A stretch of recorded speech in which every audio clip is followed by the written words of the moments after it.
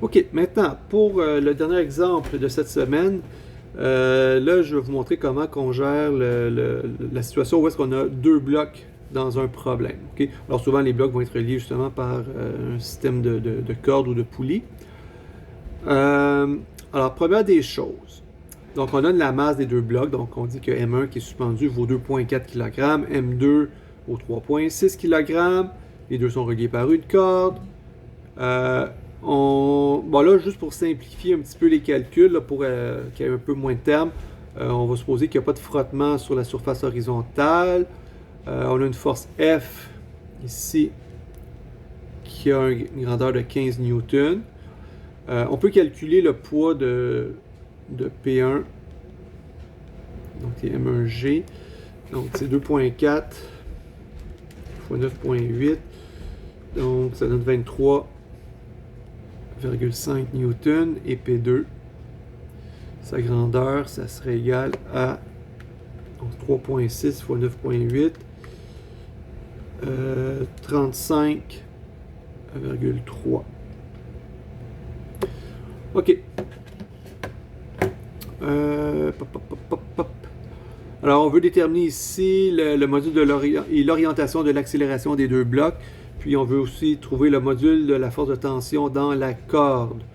Bon, avant de s'intéresser à ça, on va faire notre schéma, on va le compléter, puis on va mettre nos forces.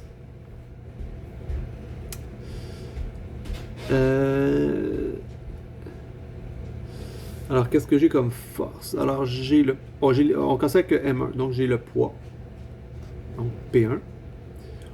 Ensuite, j'ai une corde ici qui est reliée à mon bloc. Alors, n'oubliez pas, les cordes génèrent une force de tension qui tire l'objet, donc c'est toujours une force de traction. Donc, on va l'appeler T1. Je vais faire une petite erreur un petit peu volontaire. OK. Alors, c'est tout pour le bloc 1. Maintenant, pour le bloc 2, j'ai le poids. J'ai F qui est déjà donné. J'ai la normale vers le haut. La normale est perpendiculaire avec la surface. Et ici, j'ai encore un point d'attache avec la corde, sauf que la corde va tirer dans ce cas-ci vers la gauche. OK.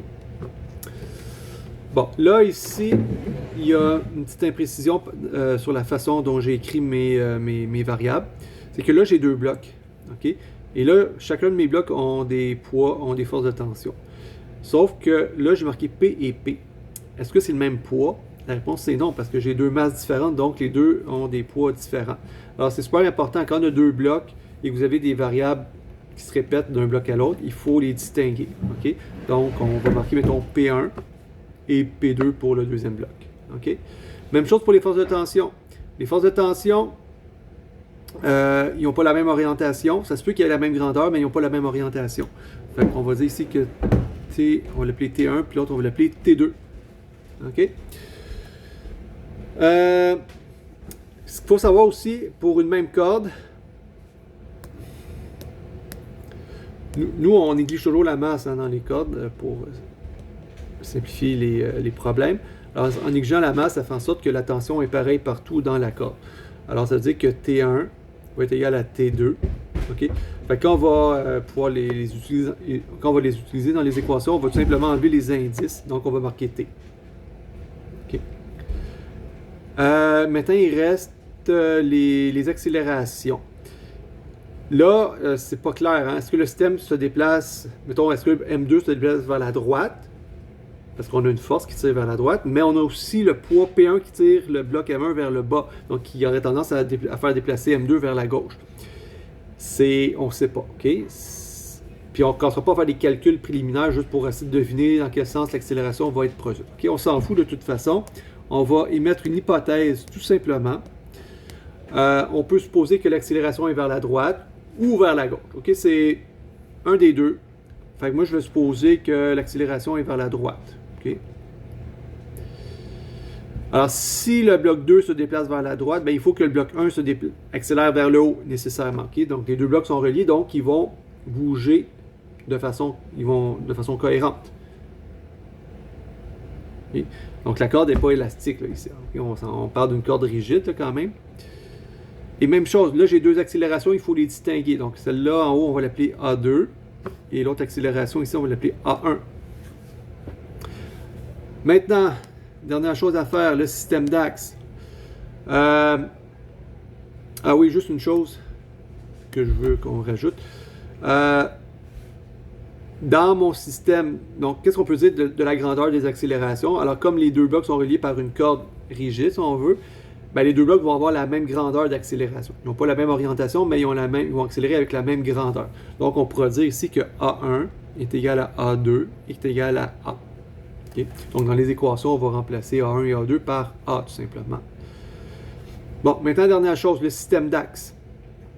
Alors, là, ici, là, ce qui peut être un peu déstabilisant, c'est que j'ai deux blocs. Est-ce que j'utilise un seul système d'axe ou est-ce que j'en utilise plusieurs? Alors, moi, je vous conseille d'en utiliser un système d'axe par bloc. Donc, un pour le bloc 1, puis un système d'axe pour le bloc 2. Alors, commençons pour le bloc 2. Donc, on va garder la même convention qu'à un bloc, c'est-à-dire qu'on va mettre l'axe des X dans le sens de l'accélération. Donc, on va mettre axe des X. On l'appelle X2 là, pour dire que c'est mon système d'axe lié à mon bloc 2. Et il faut que mon système d'axe pour le bloc 1 soit cohérent avec le deuxième. Donc, je vais mettre mon axe des X vers le haut.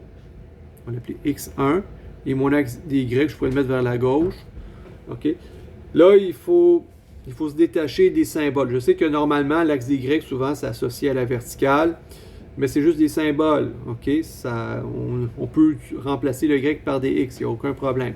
Mais l'important, il faut que vos systèmes d'axe soient cohérents. C'est-à-dire que mon bloc 1, lui, s'il monte vers le haut, bien, mon bloc 2, lui, s'en va vers la droite. Okay? Ce que je ne veux pas voir, c'est des systèmes d'axes qui sont opposés. Donc, un axe des X1 vers le haut, puis l'axe des X2 vers la gauche. Ça ne marche pas. Okay? Vous risquez d'avoir des problèmes de signes là, dans les équations. Bon, alors, on va travailler avec ça. Alors, on va commencer avec le diagramme de force pour le bloc 1. Fait que je vais reproduire le système d'axe que j'ai marqué ici.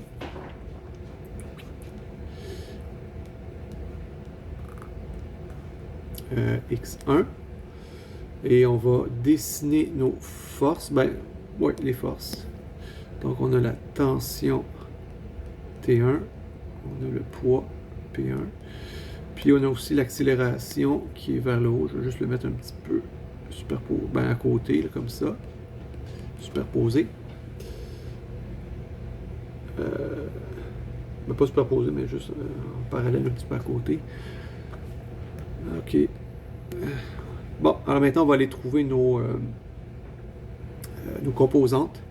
Donc, on va commencer. Et là, ici, OK, pour utiliser les angles polaires, ben, je commence toujours par l'axe des X et je tourne vers l'axe des Y. Donc, on va tourner dans ce sens-là.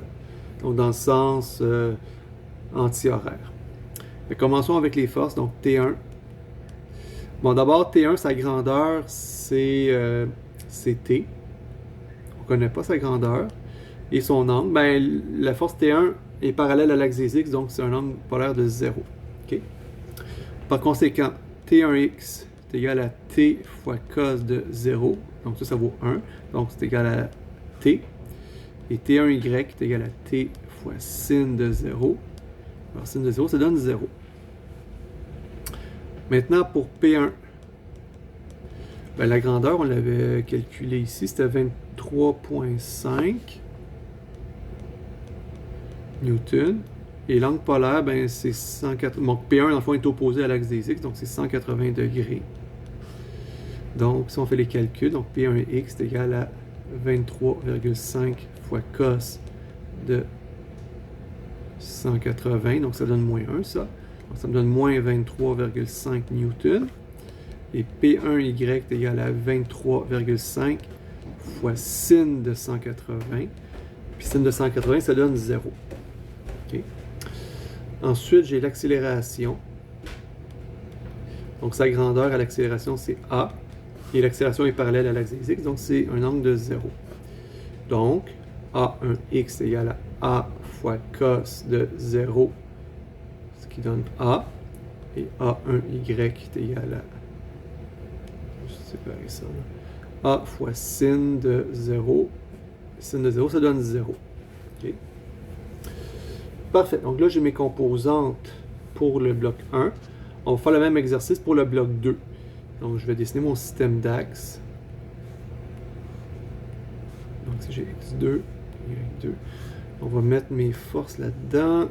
Là, juste revoir, il y avait une force F. Ouais, qui fait 18 degrés.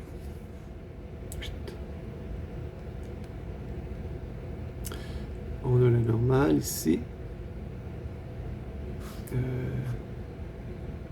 Oui. Donc, on a le normal. On a T2 vers la gauche. Et on a le poids P2 comme ça. Puis, on a également l'accélération A2 vers la droite. OK? Bon, là, ici, c'est un système d'axe plus conventionnel, donc ça ne devrait pas vous causer trop d'ennuis. Fait que je vais commencer avec les forces. Donc, commençons avec F. Donc, la grandeur de F, c'était 15 newtons.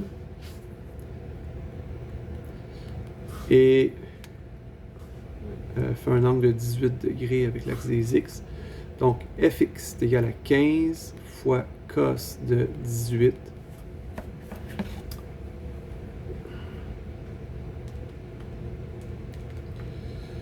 Ça donne 14,3 newtons. Fy est égal à 15 fois sin de 18.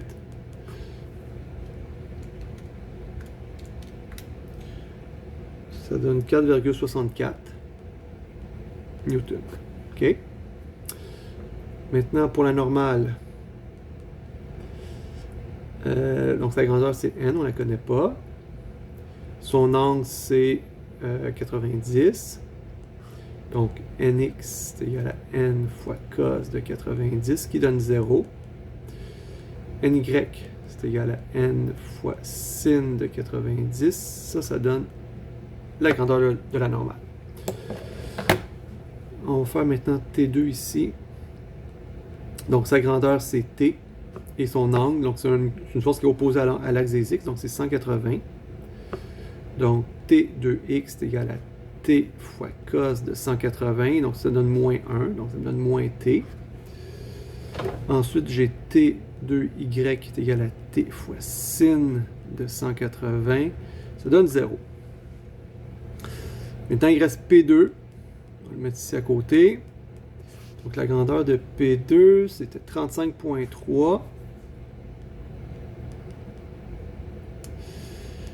Et l'angle polaire ici, ça va être 270 degrés. Donc, P2X est égal à 35,3 fois cos de 270. Ça donne 0. Et P2Y est égal à 35,3 fois sin de 270. Et ça donne...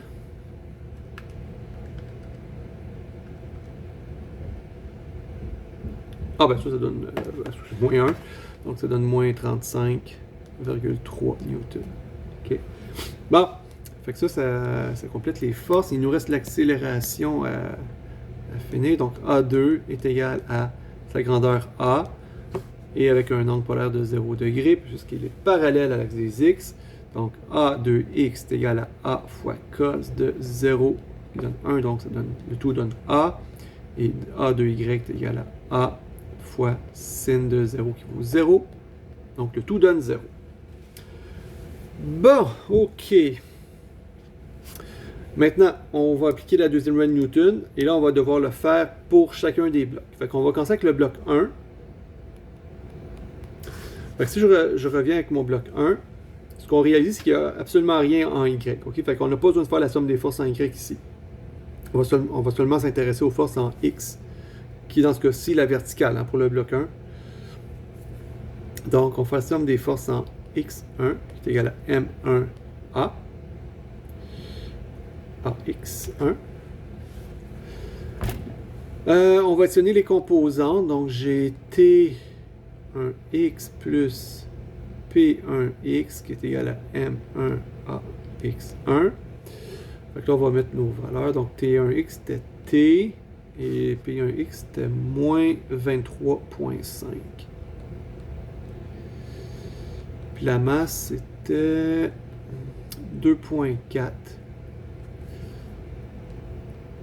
fois A. Okay. Je ne peux pas faire plus parce que là, j'ai deux inconnus. J'ai la force de tension et j'ai l'accélération. Fait que je vais tout simplement encercler ici mon équation et je vais l'appeler l'équation numéro 1. Okay. Maintenant, pour le bloc 2, on va considérer que la somme des forces en X. Alors, je vais avoir Fx plus Nx plus T2x plus P2x qui est égal à M2A2x. Voilà, t'es déjà inversé. Ok, maintenant Fx, ça a donné, on l'a vu tantôt, 14.3. La normale, c'était 0. Le poids, il n'y en a pas. Le T2x, c'était moins T. Et le tout va être égal à M2. Le M2, c'était 3.6. 3.6 fois l'accélération A. Alors, même chose ici, je ne peux pas rien faire de plus. Fait qu'on va encercler le tout. On va l'appeler l'équation numéro 2. Et on va faire la somme des forces en Y pour le bloc 2. Alors, j'additionne mes composants. Donc, j'ai FY plus NY plus T2Y plus P2Y est égal à M2A2Y. Alors, ici, j'ai T2Y qui est 0, l'accélération qui est 0. Puis là, ici, on va avoir quoi? On va avoir... J'ai 4.64 plus la normale moins 35,3 et le tout est égal à 0. Bon, bref, si on fait le calcul, on trouve que la normale est égale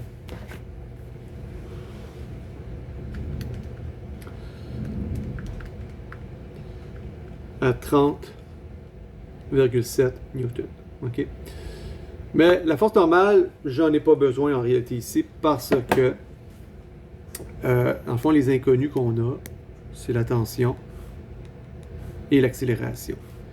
Donc, les deux choses que je cherche se trouvent dans les équations 1 et 2, et j'ai pas de normale dans ces équations-là.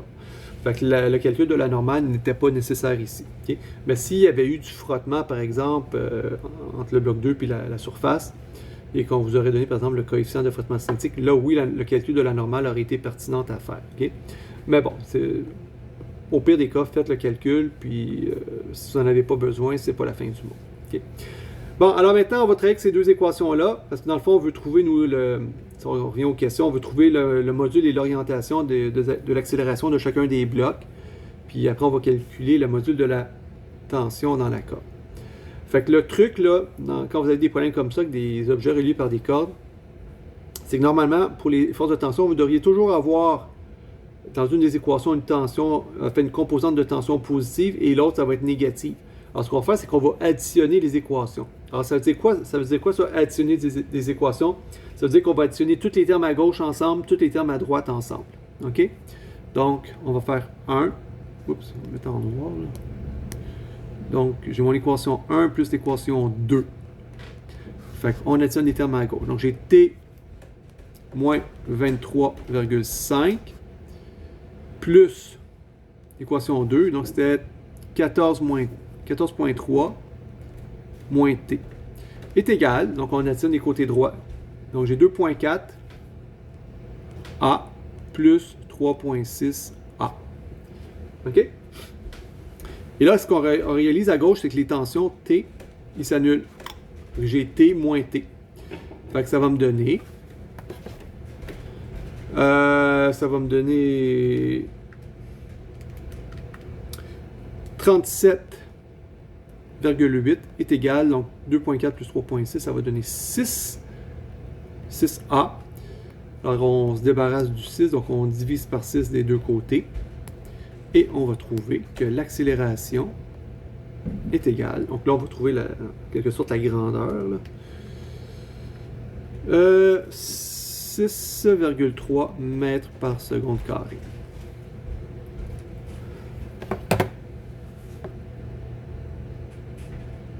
Ah, attends un petit peu, là. Non, non, non, je viens de faire une petite erreur de calcul, là. Je viens de m'en réaliser. Je trouvais que c'était beaucoup comme c'était gros comme accélération. En fait, c'est 14.3 moins 23. J'avais fait l'inverse, hein. Je les avais additionnés. Donc, 14.3 moins 23.5, ça donne moins 9.2 ici. OK?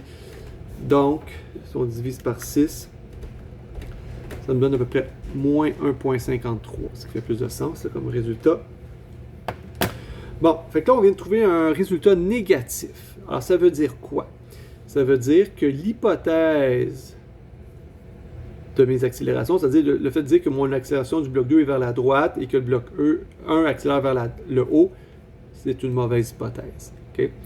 On n'a pas besoin de recommencer le problème. Ça veut juste dire que le vrai sens des accélérations, en réalité, c'est vers la gauche. Enfin, le bloc 2 va accélérer vers la gauche et le bloc 1 va accélérer vers le bas. Alors, comment on va écrire la réponse? On va dire que A1 est égal. Donc là, on va marquer le module, donc la grandeur. Donc positif. On ne met pas de moins ici. Vers le bas. Et A2 va être égal à 1.53 mètres par seconde carré, mais vers la gauche. Okay. Alors c'est comme ça qu'on va écrire les réponses dans ce cas-là. Okay. Fait que le moins ici, je dis que fausse hypothèse. Oh, j'ai comme 3S. OK, mais c'est pas grave, ça. Si on se trompe, c'est pas OK pour un concours savoir qui a raison. Il faut juste savoir comment l'interpréter par la suite. Maintenant, pour le calcul de T, ben, il suffit de prendre une des deux équations, la 1 ou la 2, et de remplacer la valeur de A qu'on vient de calculer. Donc, on va prendre, mettons, l'équation 1. Vous pourrez vérifier avec les deux équations à l'examen, être sûr que ça donne le même résultat. Là, mais si on a confiance en nos résultats, en nos calculs, ben, on remarque qu'en examen, c'est toujours une bonne idée de le faire. Bon, on va évaluer le terme à droite. Donc, j'ai 2.4. Là, c'est important, l'accélération ici, on va prendre la valeur qu'on a trouvée dans le calcul précédent. Donc, c'est moins 1,53. OK? Donc, j'ai T moins 23,5 qui est égal à...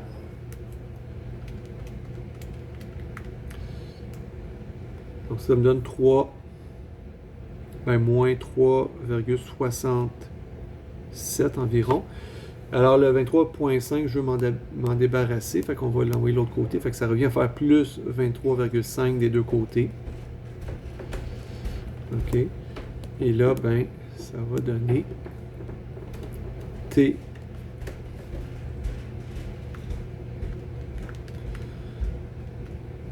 Ça va donner une tension de 19,8 newtons. Fait que normalement, on devrait trouver une tension positive. Hein? Enfin, la grandeur comme étant positive.